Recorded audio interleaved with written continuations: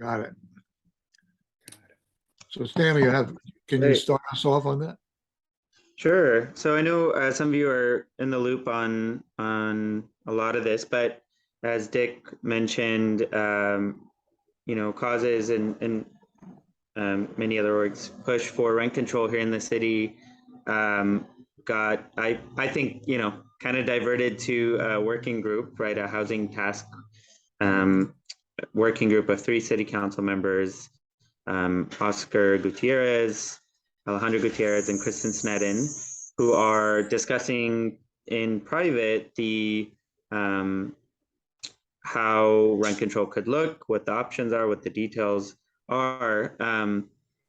And that was after several mobilizations from the community to really push for rent control with, really strong shows of support from a broad base. I think all, if not most of you were there back in December when the council first approved rent control at 2% plus CPI with a rental registry and a study. And then for fast forwarding to was it February or March this year when we had another does anybody remember?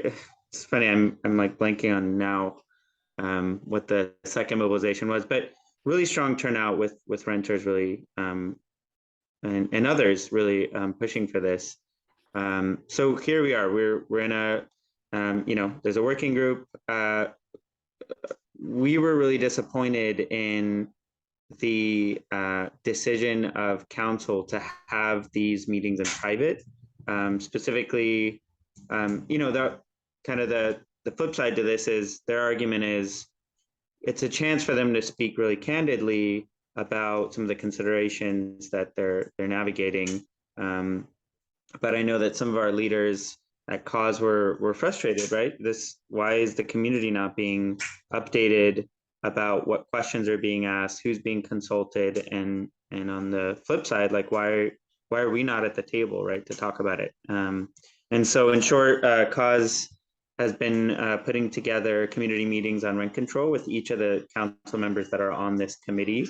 We had one a few weeks ago, late July at BC Centro, where we had about 30 or 40 community members, a lot of our leaders, some grass tops folks, speaking with Oscar Gutierrez, who has been one of our strongest supporters for this, really pushing behind the dais for this. We had some some academics who had been, who are experts in the field of rent control, like Richard Applebaum, Alice O'Connor, who've been working on this. And I know, Dick, you've been supporting quite a bit also. And so this coming Wednesday, we'll have the second of those 3 community meetings at the same place at BC Centro in Santa Barbara with Kristen Snedden this coming Wednesday at 6 p.m. And y'all are certainly invited. Would love to have more voices in the community speaking up, not only just about the need for rent control and a rental registry, but also really pressuring even a council member like Kristen Snedden, who's been really supportive on this topic in a number of different ways, but really just showing her that there is continued momentum building, so that if this ever makes it back to council in some sort of viable way, that it's also not getting watered down, right? It's staying at 2%. We have a chart, for example, that we're looking at the compounding effect of a rent increase, right? The difference between 2% and 5% over 10 years is really significant when you look at 5% of an amount of rent. Over time is you're adding 5% to a larger chunk of money, right? So there's this chart that we're trying to really paint a picture of what the impacts of some of those details might be. So again, that's 6 p.m. this coming Wednesday. It's the second of those meetings, and we'll have the third one next month with Alejandro Gutierrez, who, as somebody who's been really on the fence with this issue, I think it'll be really important to have a lot of just a strong show of support. The last thing I'll just say quickly, and many of you in this room are in this coalition, but I know we've been getting in coalition with other folks, with other unions, with other community-based organizations to really look at, yeah, to stay in touch and how we can support this effort as it comes up next.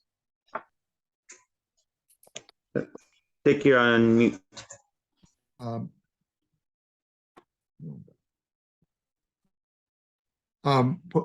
Put that in the chat room, the Wednesday meeting, and the exact address of where it is, 6 o'clock on Wednesday.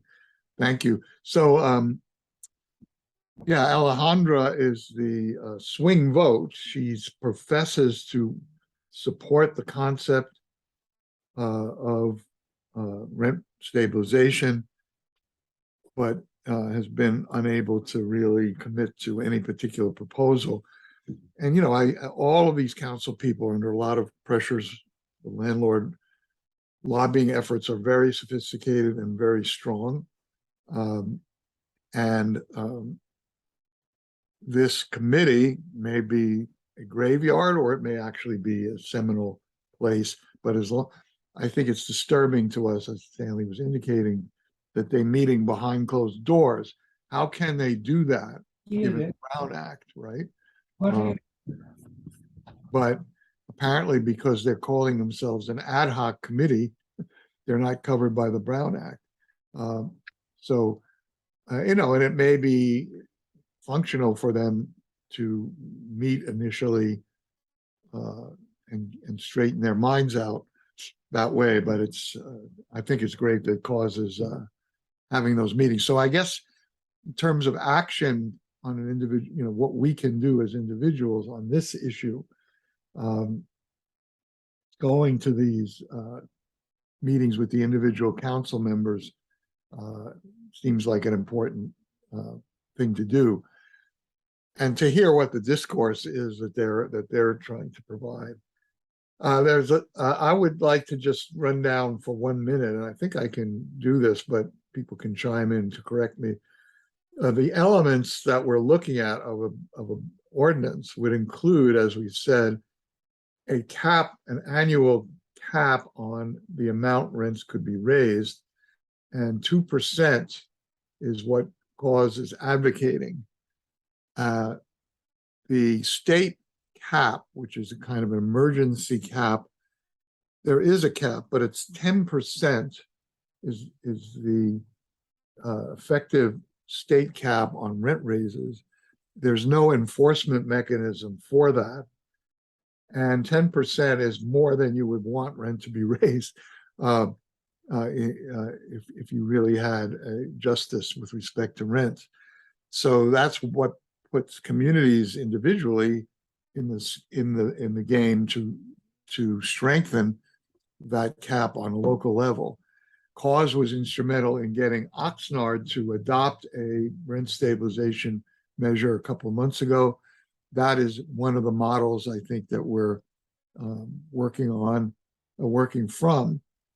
And another element of the ordinance would be a rent registry.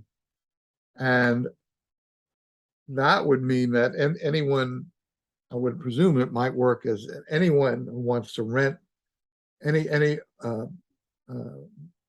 owner who has a certain number of apartments as a minimum, who wants to rent them would have to, by law, list their properties and the ownership of their properties in this registry, which would be financed by a small fee that each registrant would pay in order to be in the registry.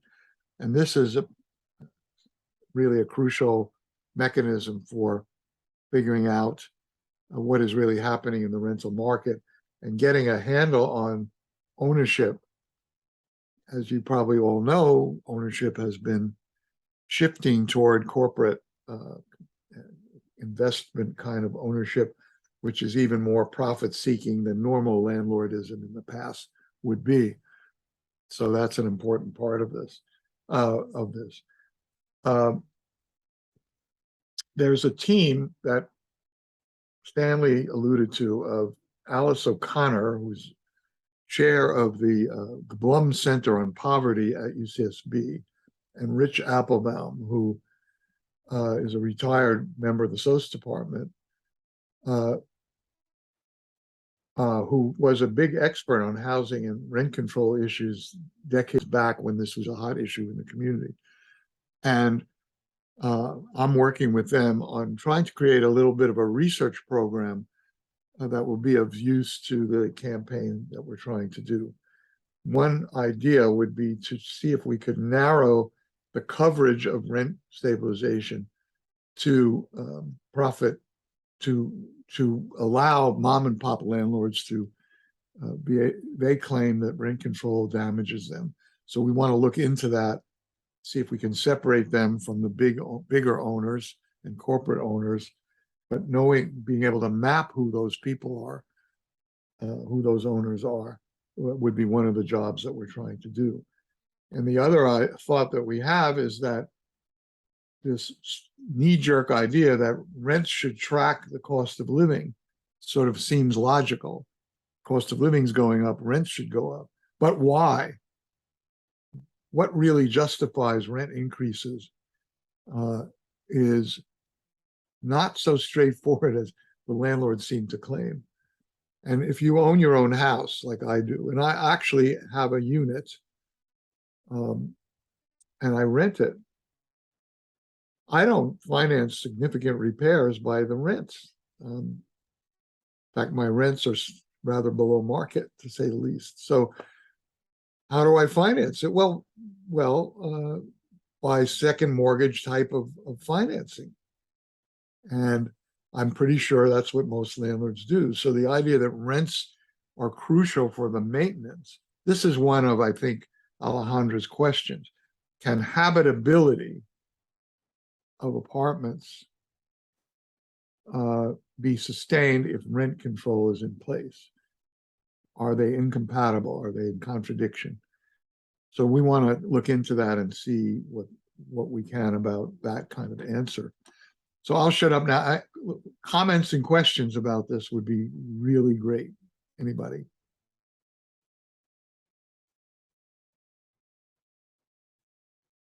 Okay. I'll just throw out a couple more points, which is we've been focusing on the city for years.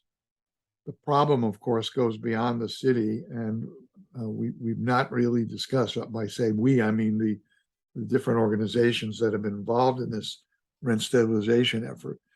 When do we move to the county level or to other cities as a focus might be an important question. So there is a coalition forming of a number of the organizations that folks around in this space are coming from, like CAUSE, like SBCAN, like the League of Women Voters, Planned Parenthood, and a number of other, and the Democratic Party. And a number of unions are part of this. And I'm hoping that formation, which is just a roundtable now, can become a public coherent force for housing justice in the community. And we're sort of building that on the basis of representation of different organizations. But if you're really interested in participating in that and you're not one of those, we can maybe incorporate your presence. So any comments further on this? Maybe I keep wanting to add stuff. So just one more point, which is sort of policy related. The arguments against rent control that economist Peter Rupert made to the council when they first considered this a few months ago are very outdated. His arguments do not take into account the legal structure of rent control that now exists in California. And many of his claims about the dysfunctionality of rent control don't hold up in the real world. But nobody thinks rent control is the path to housing justice. And what we all agree on is the need for affordable housing to be developed on a good scale in this community. And that's what we think, and Frank and Cause in general have been making this case. What we need rent control for is to enable tenants to live where they now live, to not be forced out by rent gouging or rent raises. And that's necessary for the lower income people. It's necessary for the workforce of Santa Barbara and the middle class of Santa Barbara. And that there's a lot of data now that shows that rent stabilization is a way to get stabilization of housing opportunities for people, not a way to create enough housing for the need. Any further comment on that? Because I want to turn to Gabe, because I'm trying to set the stage for some of the thoughts that he might have about the second part. How do we immediately begin to create more housing in this community of a price and scale that is affordable to the workforce and to the lower income people in the community? Any further? Yes, Linda, go ahead. Well, just pointing out, I did copy in the chat a brief history of what's happened at the council, because I know for our members of the league, a lot of people that don't follow what's happening week to week thought that the rent stabilization kind of came out of nowhere to some extent, but actually there are a number of council members that have voted in favor of something, and this started in the summer of 2020 when you had Sneddon and Harmon coming together and saying we really need to do something. And I think that it was very similar. It was like a 2% cap. And even Alejandra voted in favor. If you look at, let's see, February 1st. So you had four votes in favor in December, but of course, one vote was from Murillo. And then the first time it was discussed this year, Alejandra voted in favor of the $200,000 for the study going forward with that. So they've all kind of, many of them have weighed in at different times in support. So it's a matter of just trying to figure out the exact details. Yeah, I mean, in a positive sense, I think Alejandra's questions about being able to maintain habitability are valid, in the sense that habitability is just as much a problem for a lot of renters in this community due to mold or other conditions as the rents themselves. So those questions should be foregrounded as we discuss this. I see Stanley nodding. We didn't really say that Stanley's very active in building the tenants union in the community. So anything, I learned what I just said about habitability came from you and others in the tenants union saying what are really on the minds of tenants who come to the tenants union. What are their issues? So anything to add on that? Yeah, I mean, I think that the sad truth is that so many people are putting up with a lot of habitability issues or rent increases, and putting up with a lot because the rental market is so tight, right? So Wendy and some tenant union folks, Wendy at Cause and some tenant union folks were organizing a building by Cottage, and this 14-unit building of longtime residents, primarily almost all Latino folks, many monolingual Spanish speakers, were getting hit with like a 13% rent increase, right? This is 3% above what's legal, arguably more actually because of anti-price gouging laws, but 13% rent increases. They showed up, they're clearly really frustrated and worried about this. And yet at the end of the day, they chose not to even push back on that because of the fear that if they do, they'll ruffle the feathers and they'll of the landlord, and then they'll get hit with a renovation eviction, right? So we're seeing a lot of these rent evictions, right?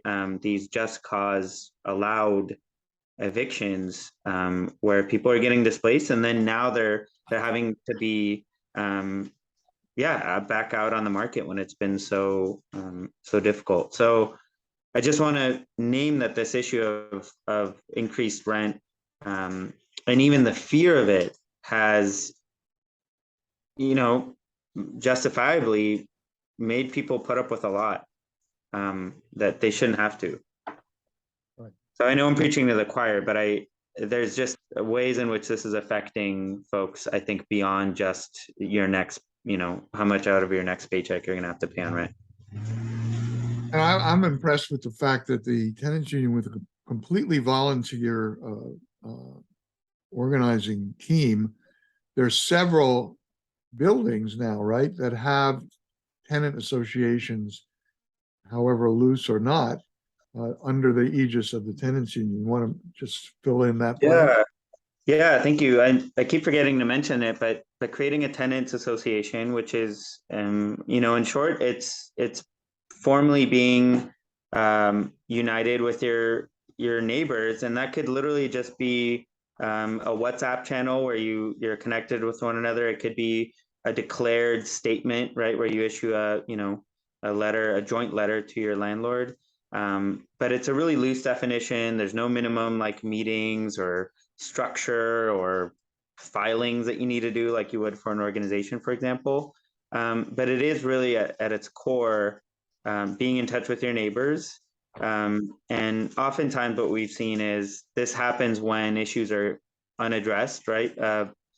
Landlord isn't replacing a broken fridge for years, or there's black mold that they're not addressing.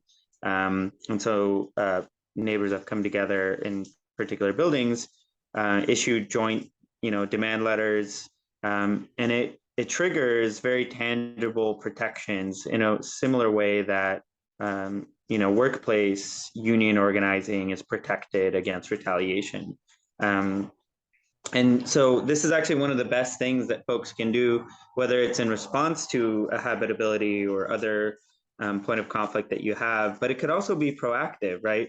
And it's actually a really good way for folks to resolve issues and also stay in touch on resolving issues right at home. But also when you're thinking about building out an organization and supporting things like rent control, activating those folks to then come and speak at city council or join our tenant help desk every week to help other tenants with their issues using their insight has been helpful. Having said that, we're all volunteer, and things ebb and flow, and so we have a few different tenant associations, but we could use a lot more, I think. Right. Oh, one thing that I'd like to add that I'll drop in the chat. We're starting to promote a survey asking people if they would share, if they're renters, who their landlord is, where they live.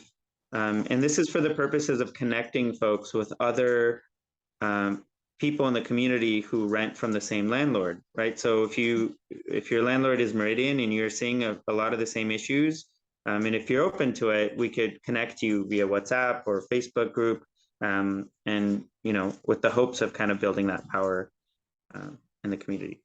So I'll drop that in the chat. Thanks so much. Great. To ramble on. No, that was good. So any further comment on the rent stabilization tenant side of this? Because I want to call on Gabe to talk about the developmental side, if you will. Okay, Gabe, take it. All right.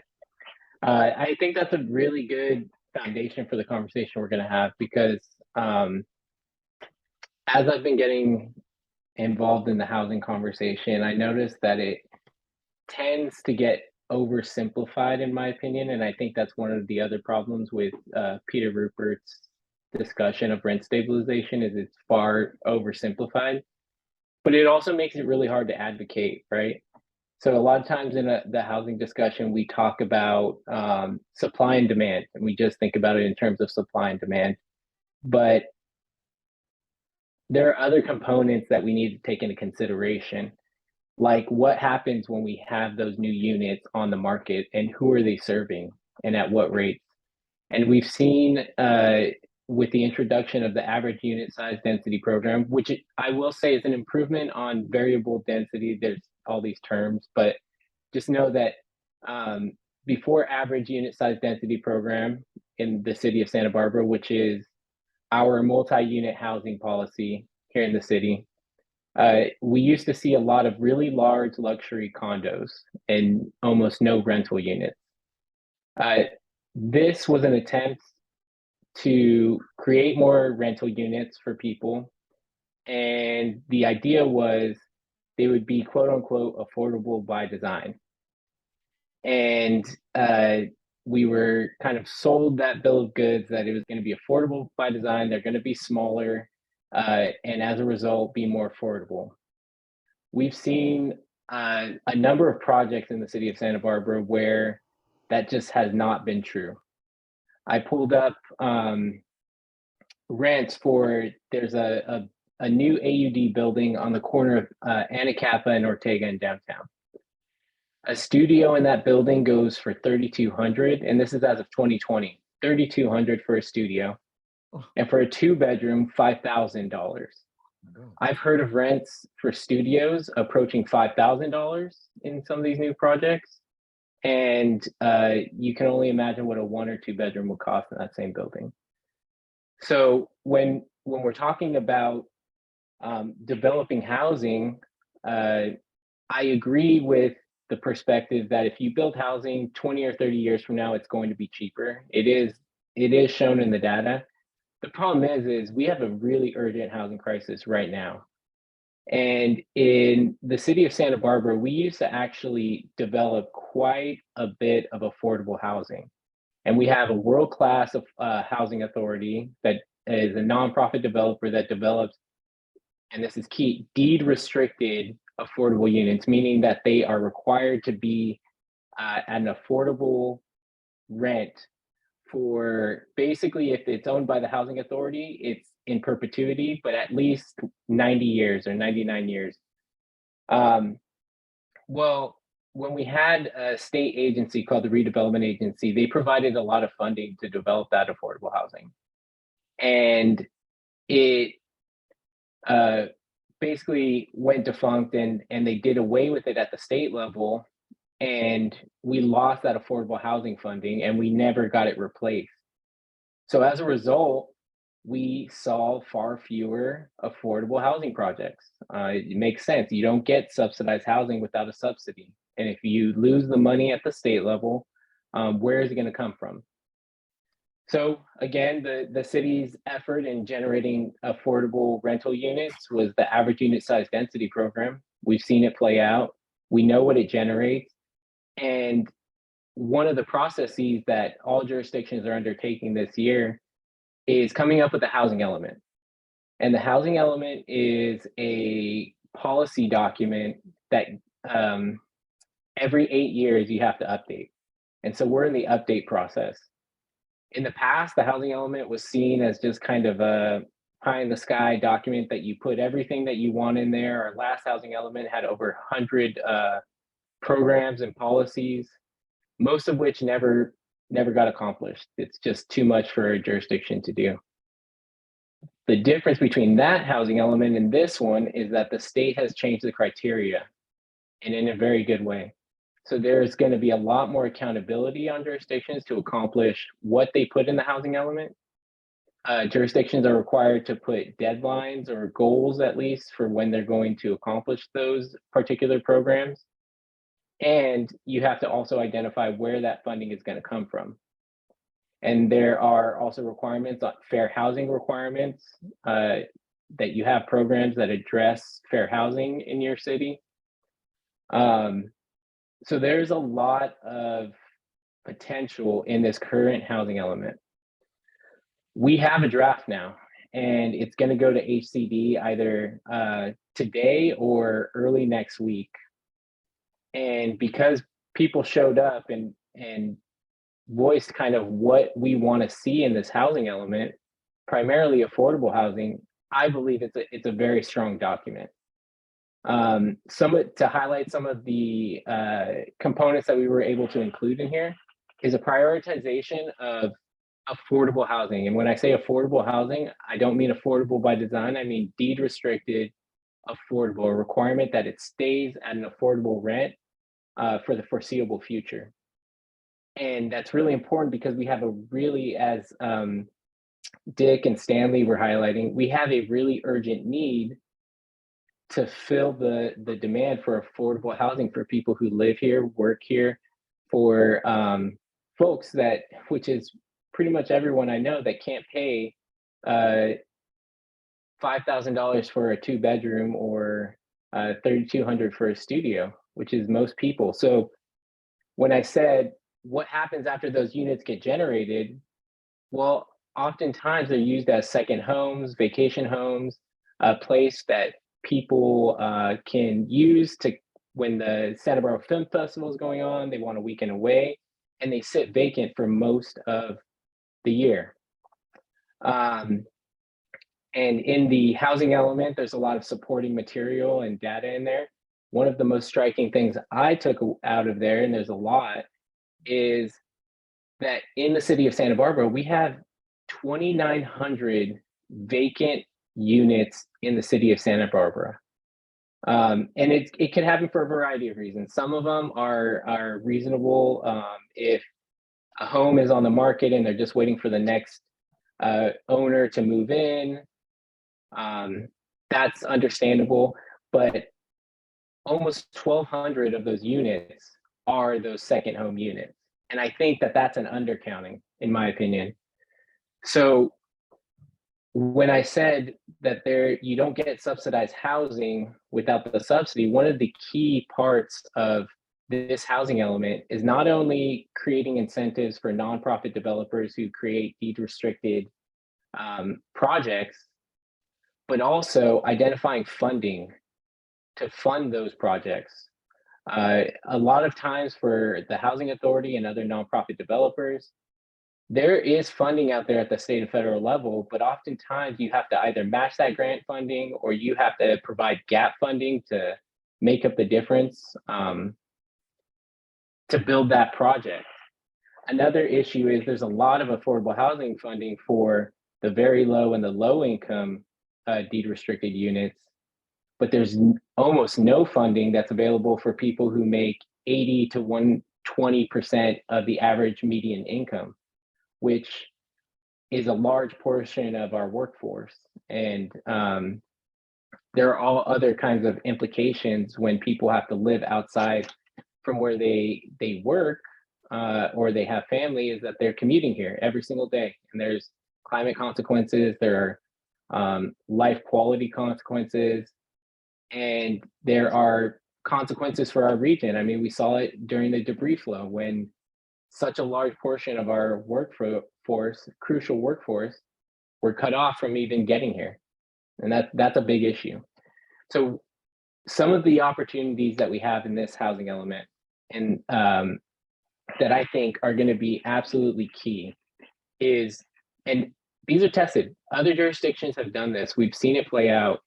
So it's not like we're going to be, we have some data that we can take and make some really informed decisions on mistakes that they've made, plug in those loopholes that they had in their ordinances.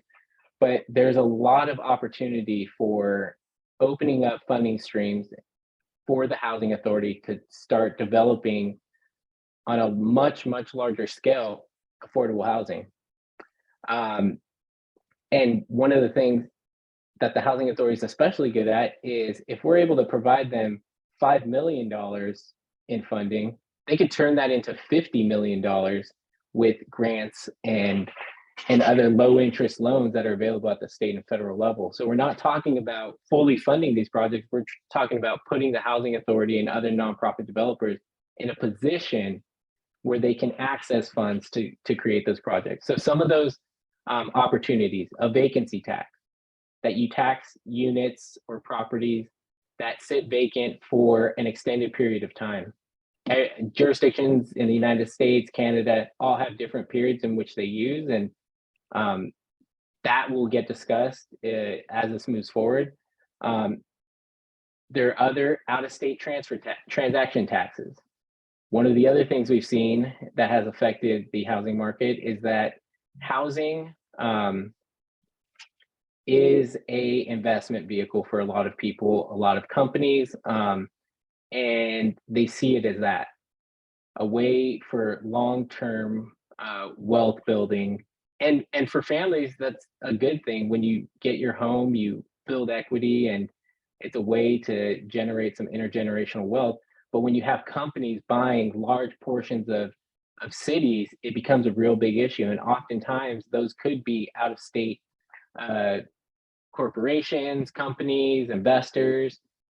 And so having a tax that goes directly into affordable housing on those transactions when you have an out of state firm coming in and buying property is really important.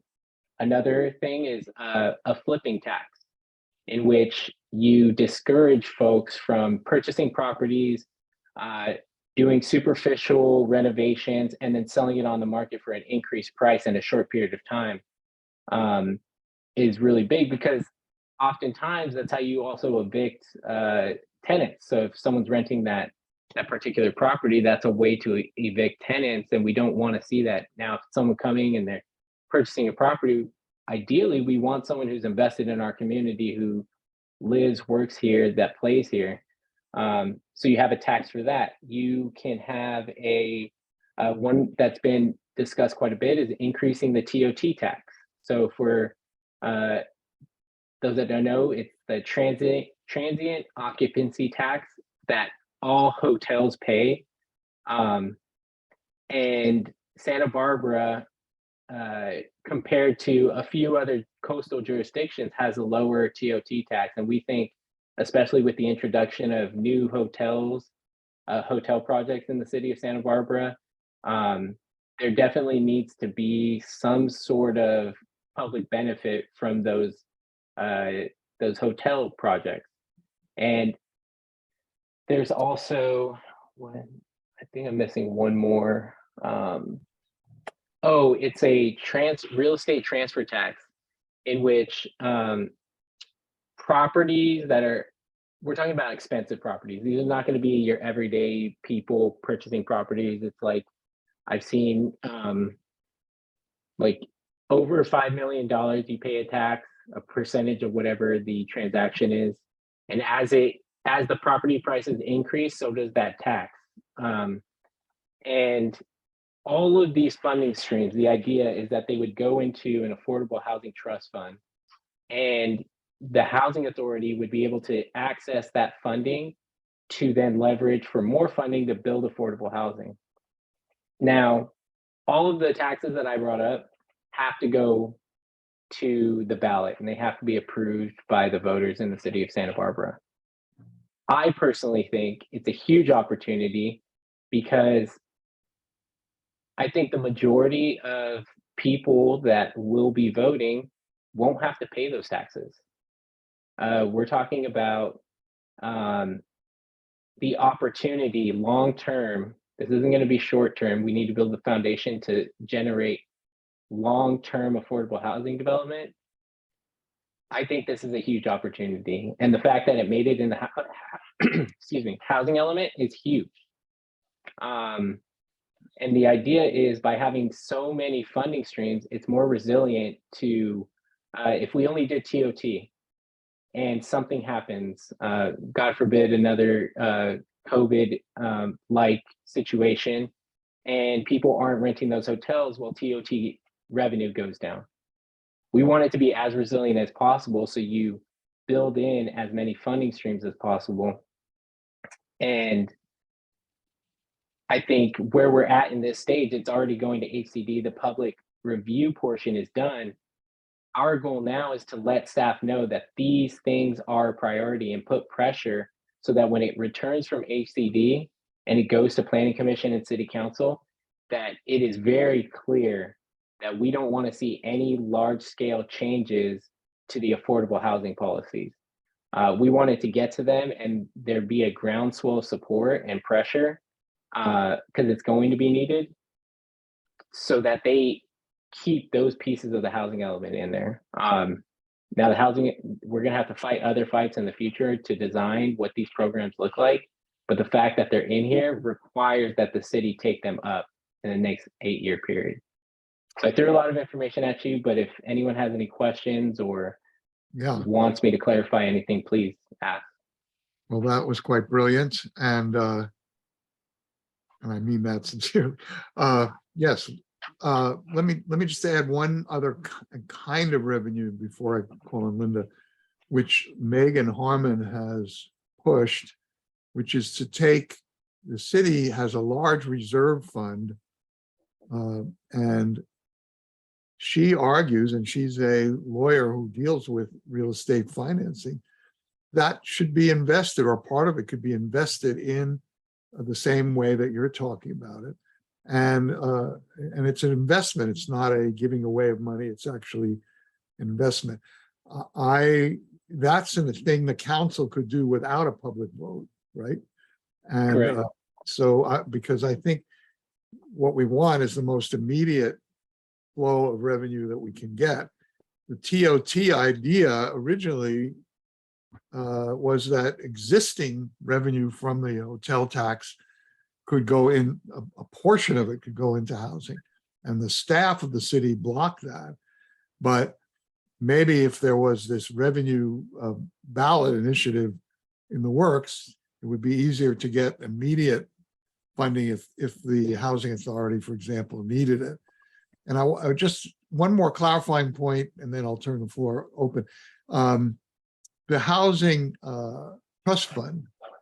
So there is, I know, there is a housing trust fund that exists in the county, is it right? Is this, talk about what you're proposing vis-a-vis that, because that's another thing the council could do immediately, is create this kind of trust fund, right? Agreed. Yeah. And it's one of the, I'm hoping one of the first kind of initiatives they take on, so that as we identify funding, the housing trust fund's already set up. So yeah, you're right that there is a county housing trust fund, and there are housing trust funds all across the state. They all have the same name, they all operate differently. So you have housing trust funds that provide down payment assistance. You have housing trust funds that focus on rehabilitation of units, that focuses on permitting fees and those sorts of things. The idea behind this one is one of the top priorities has to be a development of affordable housing. And I think that's going to be the primary function for the foreseeable future. There may be a small portion that's also dedicated, because this came up in our conversations, which I do support, is dedicating some part of the fund so that people can invest in their property to make them more senior friendly. So you can apply for grant funding to make refurbishments to the house to make it more accessible, which I think is a good source of the funds. But the vast majority of this should be used for affordable housing is the idea. So I see a question from Spencer. You want to say what it is? Yeah, thanks for all this information, Gabe. This is really valuable. My question was about if do both the types of taxes you mentioned, the TOT and the property tax, do they both need 2/3, or could they pass with just 50%? Yeah, that's a good question. So as of right now, if it's government initiated, so if city council puts it on the ballot, it needs that supermajority vote. If it's voter initiative and we collect enough signatures to put it on the ballot, then it's a simple majority. One thing that I've been trying to get more information on, and I'm still working on, is apparently there's some state legislation that's going through the Assembly and the state Senate that may drop the government initiated ballot initiatives. It won't be a simple majority, but it's going to be lower than that 2/3. And it would be on the ballot in 2024 if it were, it needs to be a voter initiative to drop the threshold. It would be on the ballot in 2024, and apparently it would be retroactive. So anything on the ballot that year, if it met that lower threshold, let's say that ballot initiative passes, if it met that lower threshold, then it too would pass. Great. Yeah, and as you pointed out, these are taxes that people can vote for because they won't have to pay for them. It's my gut tells me they would be enormously popular, these measures. People hate the fact that there are these second homes that taking up, of the kinds of practices that you were talking, all of them are things people are somewhat aware of. I'm sorry, Linda, I forgot that you have priority. Go ahead.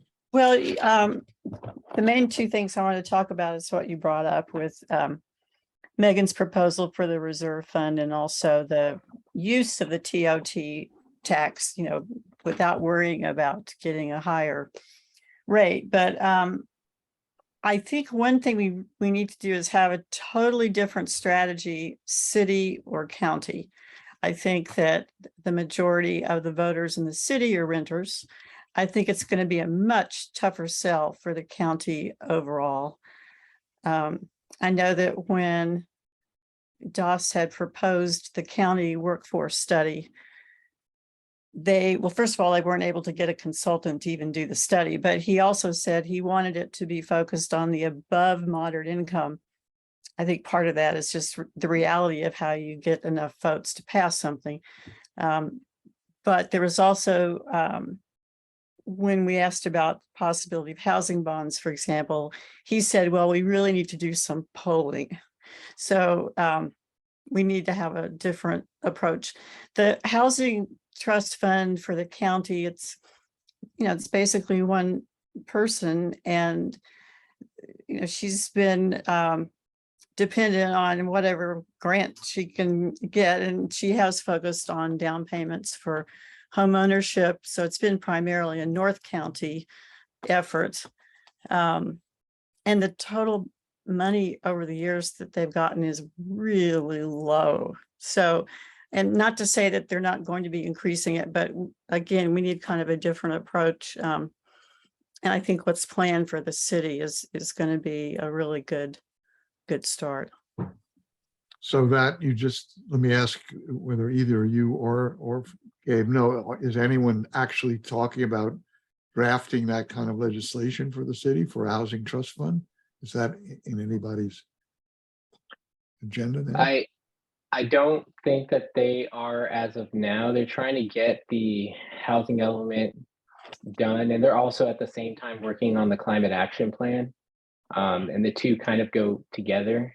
So our long range planning staff are the folks who are going to work on a lot of these projects. They've been consumed with this housing element and climate action plan process because they weren't able to get a consultant. So they had to take on all of that work that they would have used a consultant for. So I don't imagine that they will start focusing on that until the housing element is passed. Okay, so if you could almost say that here's the agenda we could be working on as activists, is to try to get that trust fund established, to try to get immediate revenue sources like Megan Harmon's vision of reserved fund investments, like maybe allocating TOT portion of TOT. We're already talking about millions of dollars in that, just those two measures. And then a campaign, maybe grassroots to put it on the ballot, a package of taxes maybe of the kind that Gabe was outlining. By the way, the transfer tax, that's a big measure on the ballot in LA, or being pushed for the ballot in LA. With major backing there of grassroots organizations. And, but I'm excited by the fact that all these things seem plausible and possible. And there are even some measures at the state level, like what you were alluding to already, that might be helpful in all of this. Frank, welcome. We found out we didn't need you. No, we do need you. So Stanley and I a little bit were able to fill in the blanks about the cause efforts. And I don't know if there's any, you didn't hear what we said, so the danger is you're going to repeat it, but maybe we need the repetition. Anyway, take the floor and say what you want to say to us about the rent stabilization stuff. Oh, thank you, Stanley, and thank you, everybody, for sharing that. I just shared the content for that meeting that's going to be next Wednesday. I think that was the main part we wanted to emphasize. And thank you, Gabe, and everybody, and especially Linda, in terms of kind of navigating this housing element process. And as cause, it's been super supportive to have y'all to know how and what to advocate for. So I'll keep it at that. Gracias, y'all. And you publicize on the chat room, as Stanley also tried to do this meeting next Wednesday. You really like to have a turnout there. So, by the way, Gabe, it's not a secret that you are a candidate for the school board. And I think your fans like me want to know, I actually know what you're going to say, but I'll ask it anyway. Does that mean you're going to move to education and go away from housing, or are you still going to No. No. Okay, good. Yeah, I will still be involved. My term for planning commission goes through next year. I would have to apply for reappointment. I haven't decided if I'm going to apply for reappointment next year, but I have a little ways to kind of think about it. But I will definitely serve out the rest of my term. So I'll see the housing element process through, and then anything that comes to planning commission next year.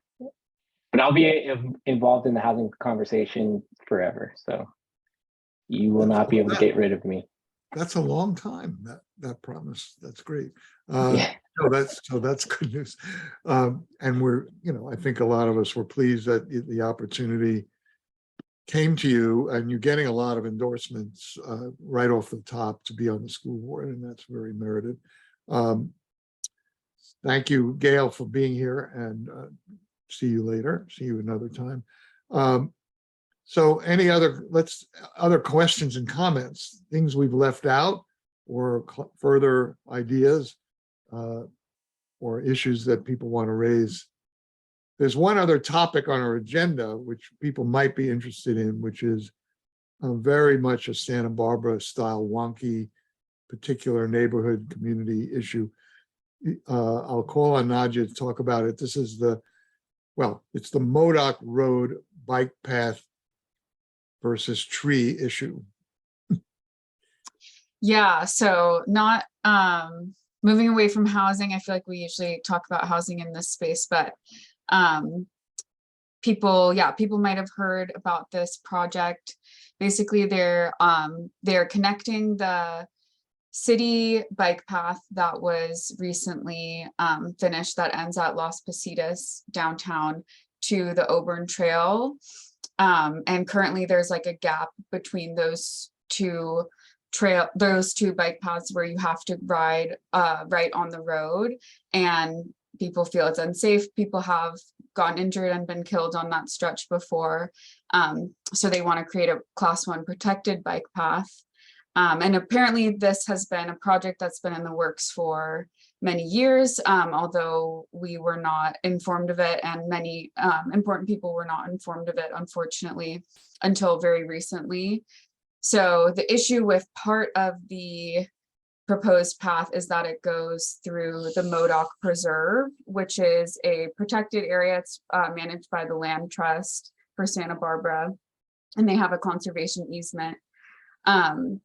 So yeah, basically the county proposed 2 different alignments for the bike path, and this is just like updated on Tuesday. So even if you've heard of the issue, you might not, it's just very quickly like evolving and updating. But basically there's one alignment, which is alignment A, which would not require any easement or discussion with the land trust or anybody else, and it would go right along the road, but that would take out the Canary Island palm trees, which are very iconic and people do not want to see them go, and it would have ecological impacts as well to remove those trees and many other trees. It'd be like 40 something trees.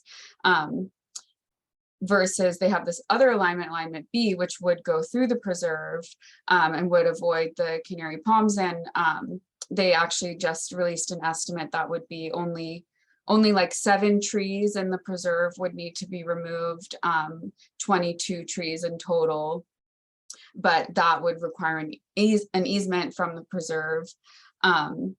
So yeah, that's a pretty quick version of it. There's, you know, SBCAN supports class 1 bike paths and alternative transportation, but we also support protecting trees and keeping habitats the way that they are and protecting ecological resources. So we haven't taken an official position as of yet, and kind of wanted to hear from some members what people are thinking about it. I did also have a call yesterday with somebody from the county who was saying that there's a lot of benefits to removing some of these trees as well. So there's, I mean, you can look at all these issues from different places or different sides, but you know, eucalyptus trees use a lot of water. They suck up a lot of the groundwater, arguably more than you would need if you plant new saplings like oak trees that use less water. They also, I think, can explode when they catch on fire, which is very concerning and does happen and has happened in that area before. And there's arguments that the animals that live in those trees are not native and maybe shouldn't be as protected as some people want them to be. So yeah, that is the summary. And yeah, if anyone has questions or other points they want to bring up about it, that would be. So the last point you made about it's okay to remove some trees, is that in favor, which alternative is that speak in favor of? It speaks, well, so there's been all this like outcry from mostly neighbors and people that don't want to see any trees removed. So really they've kind of moved away from trying to, at first they were thinking, oh, maybe this would be a good opportunity to remove all these invasive trees and kind of improve the preserve. But then there's been all this outcry of removing any trees, including invasive trees. So they've kind of moved away from that. So this person was speaking more just from an ecological perspective, not necessarily in the context of the alignments as they are now. But it would be, alignment B would remove mostly eucalyptus trees. Mhm. Yeah. Mm. But so what's happening next is on September 13th, that's going to the Board of Supervisors, and they will be approving either alignment. They'll be approving alignment A and B. Basically, they're given blanket approval by, all they have to do is accept the mitigated negative declaration for the project, which is an environmental document that just states that there's not like significant environmental impacts that need to be considered. So, and then down the line, I guess the county will decide which alignment they end up going with, depending on what happens with the land trust and with the preserve. Comments or questions? Okay. Any other, what else do people want to raise, if any? If any?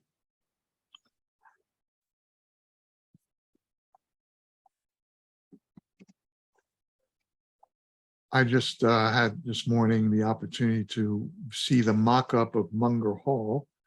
And, felt like I was on, Yeah, what was that? How was that? felt like I was on a weird spaceship, a very large one. This is a very massive.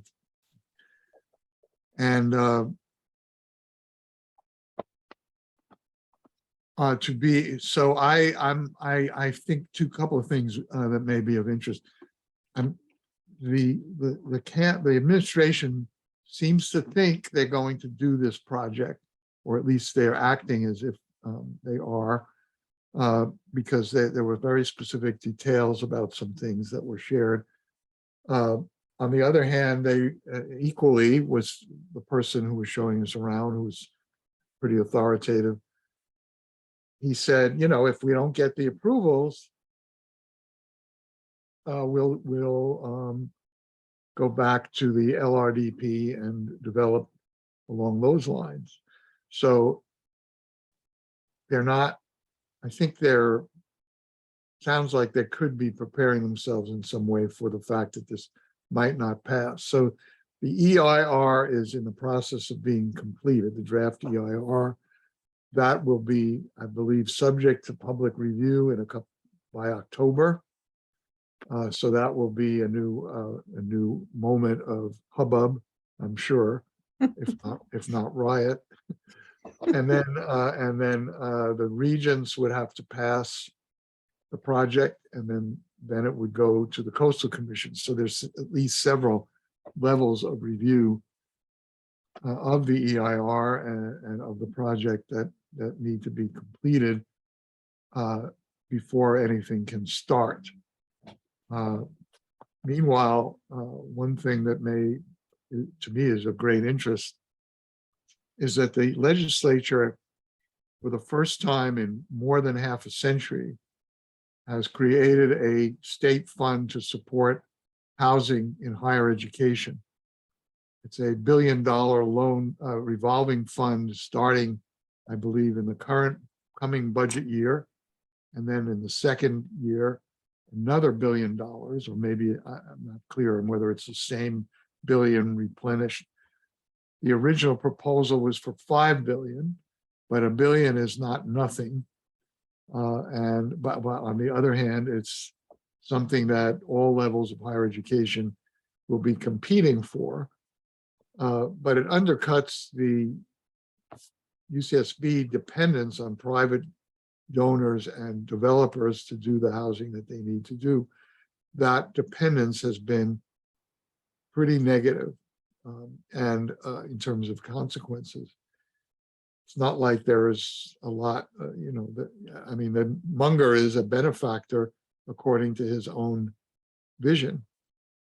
And then the Ocean Road project, which is a staff housing project, is now on the table. The regents have approved it, but there's real questions about its affordability for the people who are supposed to use it because of the private developer being the one who will do it. Private developer is supposed to create the financing for this and then to build the project and then to manage the rentals of it. All of that seemed like steps along the way toward reducing the affordability of it.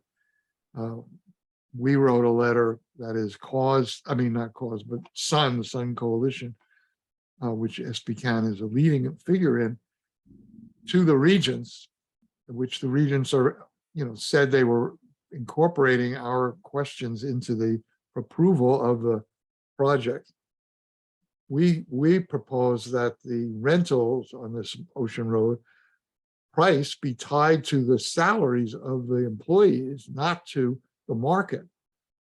The proposal the university has is they're going to have below market rates, but below market rates, below 10% below market rates, is not going to be affordable for the emergency type staff, the fire type people and other staff who have to commute 30 miles away and in a catastrophe can't even get here. They should be living on campus. And the fact that the university's first time they're doing it, building rental housing right on campus, that's great, but not if it's set at prices that make it not really available to staff, let alone junior faculty, who are also underpaid. That's my little rush speech on that. Any comments on that? We have discussed our next roundtable idea would be to invite Laura Capps to the table. She's elected to be the next supervisor from the 2nd district, and we're eager to engage with her.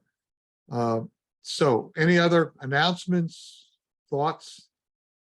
Hey, Spencer, is there a Labor Day picnic? There is a Labor Day picnic. The tickets are going to go on sale next Monday.